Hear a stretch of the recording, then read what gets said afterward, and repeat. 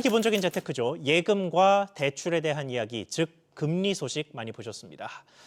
한동안 오르던 기준금리가 이제는 하락으로 방향을 잡으면서 예금의 매력도가 점점 떨어지는 모습입니다. 반대급부로 부담스러웠던 대출금리 역시 함께 내려오기 시작은 했는데 역시 예금보다는 속도가 좀 더딥니다. 자세한 내용 기사 보고 오겠습니다. SC제일은행은 거치식 예금 4종의 금리를 최대 0.5%포인트 내렸습니다. 이로써 SC제일의 퍼스트 정기예금 1년 만기 금리는 기존 연 2.45%에서 2.3%로 0.15%포인트 낮아졌습니다. 하나은행도 지난 14일 예금 상품 3개의 기본 금리를 0.2%포인트씩 낮췄습니다.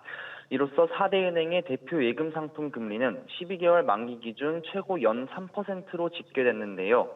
전달 취급된 금리의 평균값보다 0.2%포인트가량 줄어들었습니다. NH농협은행은 지난 12일부터 비대면 주택담보대출의 금리를 최대 0.6%포인트 낮췄고 신한은행도 지난달 14일부터 5년 주기형 주담대의 금리를 0.1%포인트 내렸습니다.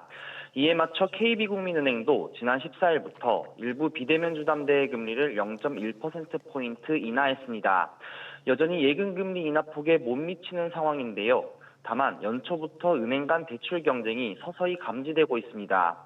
국민과 우리은행은 이자지원금이나 포인트 등을 지급하는 대출 모집 이벤트를 약 6개월 만에 실시하기도 했는데요.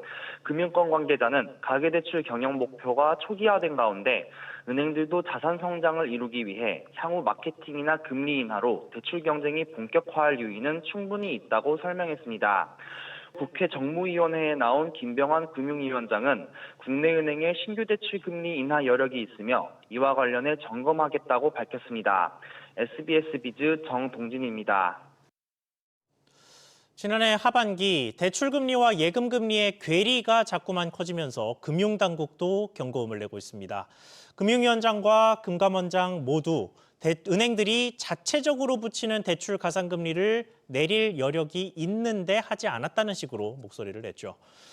다만 금리가 실제로 떨어져서 대출 여력이 더 생기면 이제는 가계부채를 또 자극할 우려가 있으니 당국이 적정선을 잘 찾아 나가야 할 것으로 보입니다.